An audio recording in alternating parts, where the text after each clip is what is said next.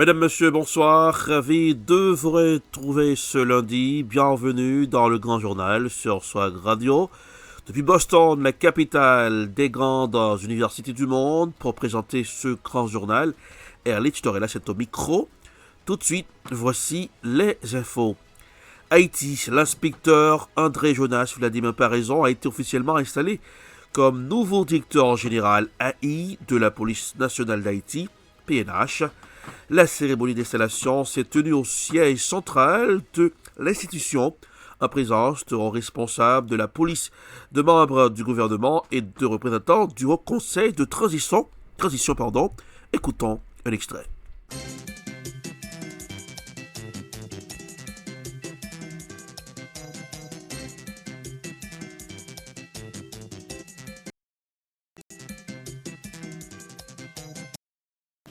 Sans elle, tout le reste s'effondre.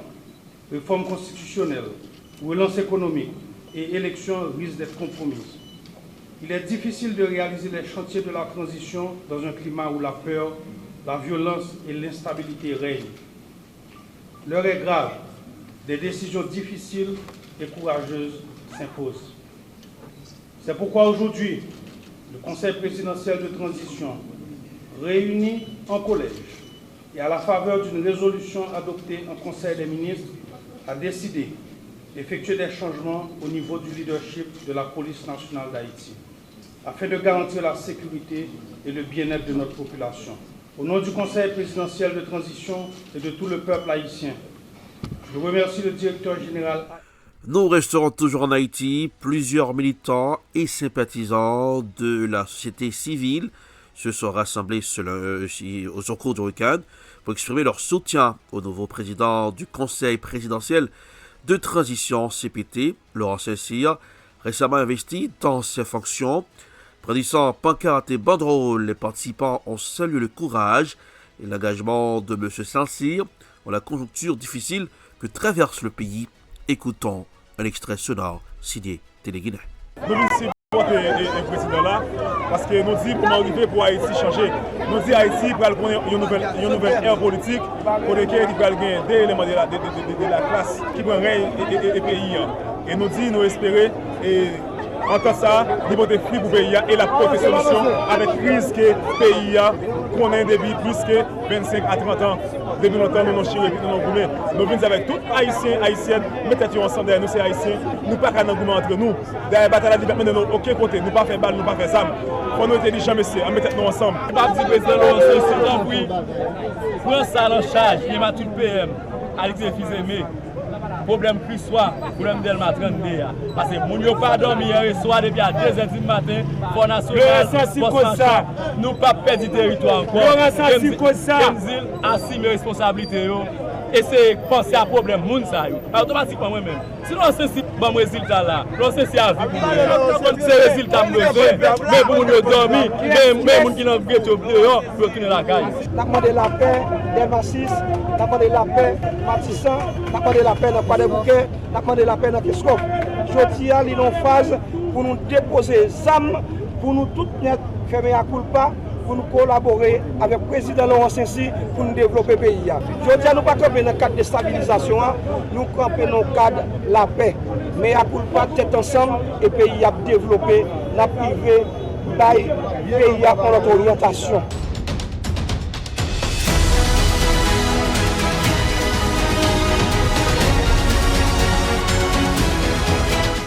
L'Australie va reconnaître l'État de Palestine.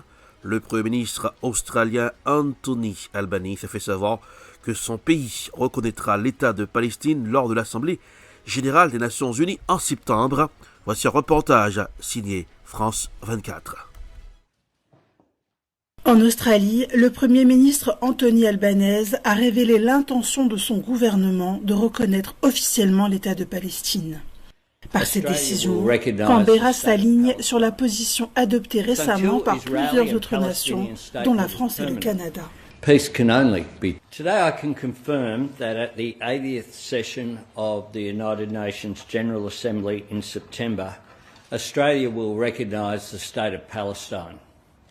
Australia will recognise the right of the Palestinian people to a state of their own predicated on the commitments Australia has received from the Palestinian Authority. We will work with the international community to make this right a reality. L'annonce du Premier ministre intervient après des semaines de pression de la part de son cabinet et de nombreux Australiens, ainsi que de vives critiques émises par les membres de son gouvernement concernant les souffrances des civils à Gaza. De son côté, Benjamin Netanyahou s'est empressé de dénigrer l'Australie, mais aussi les pays européens qui ont décidé de reconnaître l'État de Palestine. Al Jazeera a annoncé que 5 de ses journalistes, dont un correspondant très connu de ses téléspectateurs, avaient été tués dimanche dans une frappe israélienne sur le temple à Gaza. L'armée israélienne a confirmé avoir ciblé Anas al-Sharif, qu'elle a qualifié de terroriste qui se faisait passer pour un journaliste. Voici un reportage. Anas al-Sharif savait qu'il était une cible. En avril dernier, il avait d'ailleurs écrit un message posthume publié ce lundi, quelques heures après sa mort. Ceci est ma volonté et mon dernier message. Si ces mots vous parviennent, sachez qu'Israël a réussi à me tuer et à faire taire ma voix. Le célèbre correspondant d'Al Jazeera a été tué par une frappe israélienne aux côtés de 3 autres journalistes de la chaîne et un assistant. Tous se trouvaient dans une tente devant l'hôpital Al-Shifa de Gaza.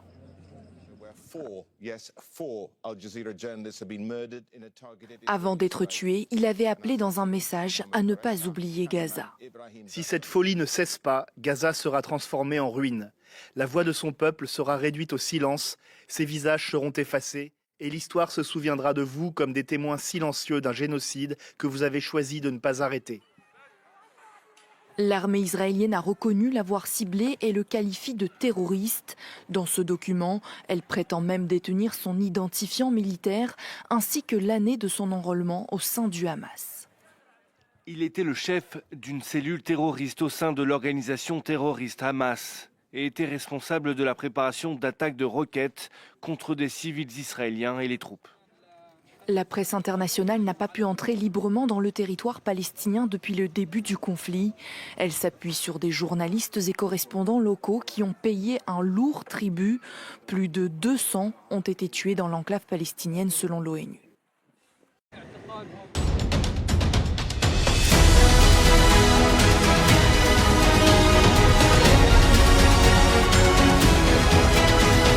Le Conseil de sécurité de l'ONU a convoqué une session d'urgence exceptionnelle hier dimanche à la suite de la décision d'Israël de prendre le contrôle total de la ville de Gaza.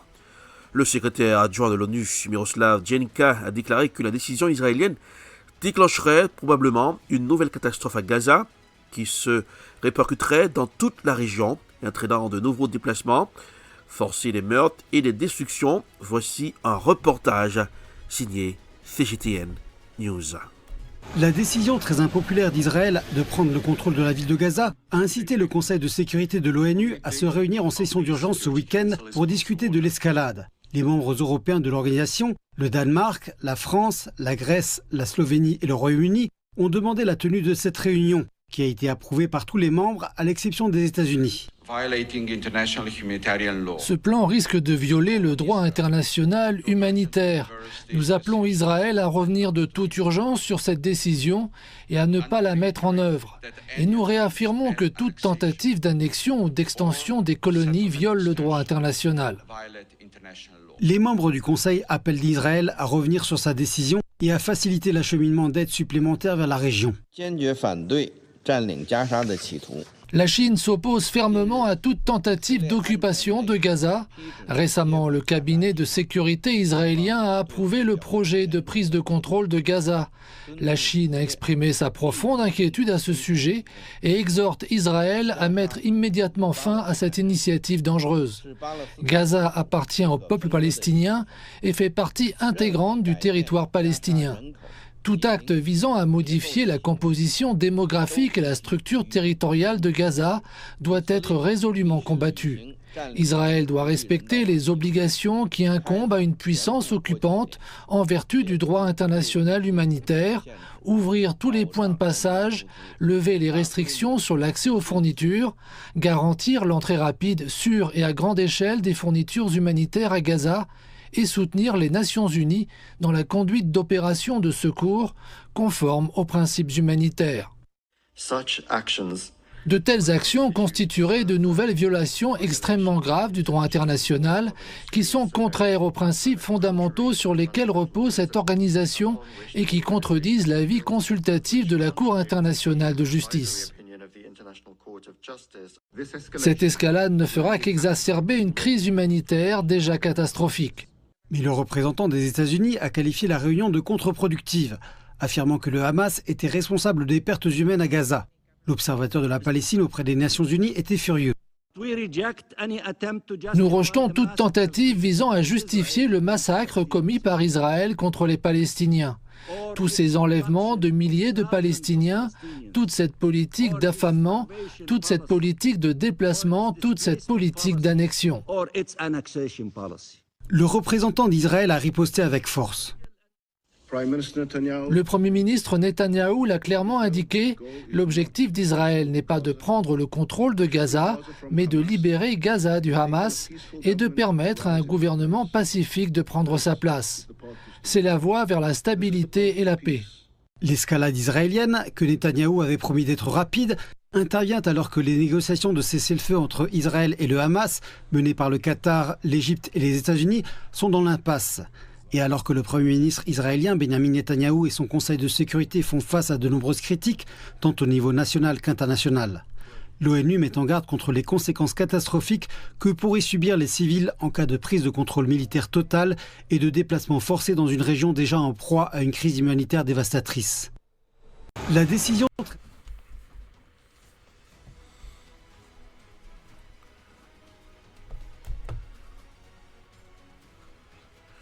Trump privilégiait un sommet avec Poutine au détriment des sanctions contre la Russie. Alors que de nouvelles sanctions américaines contre la Russie devaient entrer en vigueur, le président Donald Trump a choisi d'organiser un sommet avec Vladimir Poutine le 15 août en Alaska, marquant un revirement inattendu dans la gestion du conflit ukrainien. Écoutons un reportage. Le président américain Donald Trump a annoncé la tenue d'un sommet avec Vladimir Poutine le 15 août en Alaska, marquant ainsi un tournant inattendu dans la crise ukrainienne. Ce retour aux négociations directes intervient précisément le jour même où de nouvelles sanctions américaines devaient être appliquées à la Russie.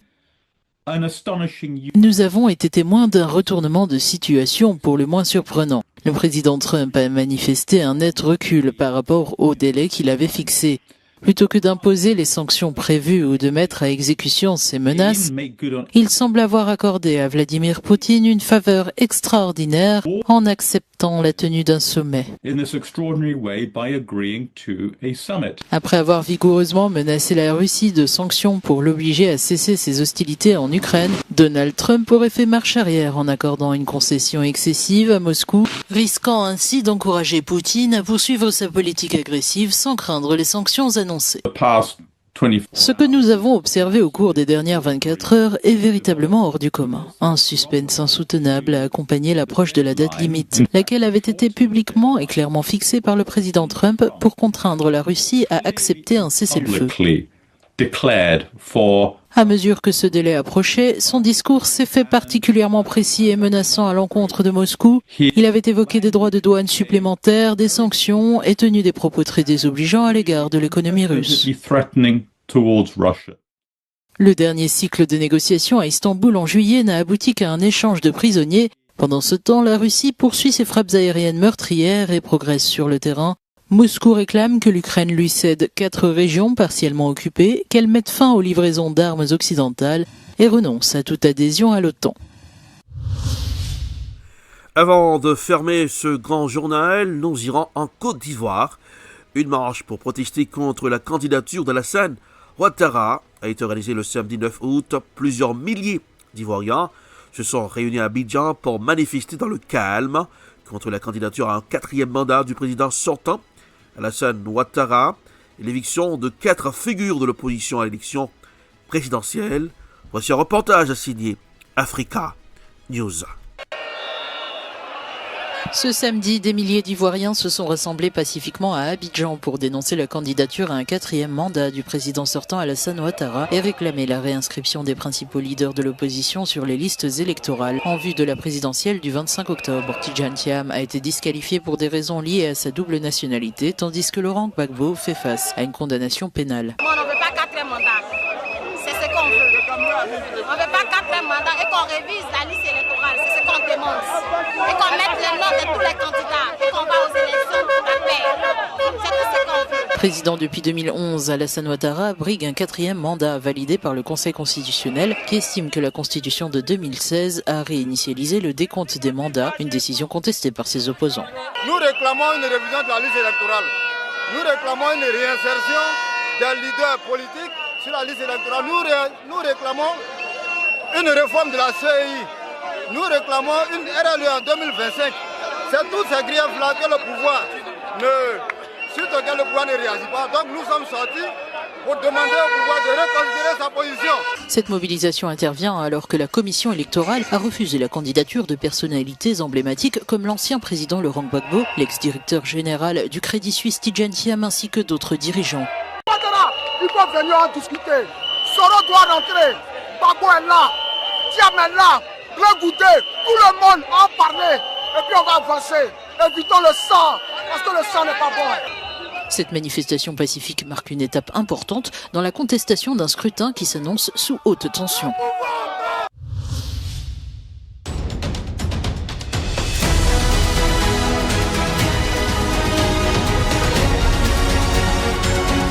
Avant de partir aujourd'hui, coup d'œil sur la météo dans ce grand journal. La météo pour Boston ce lundi 11 août 2025. Il fera chaud avec beaucoup de soleil avec une température maximale atteignant environ 92 degrés Fahrenheit et une minimale autour de 71 degrés Fahrenheit. Le temps est assez sec.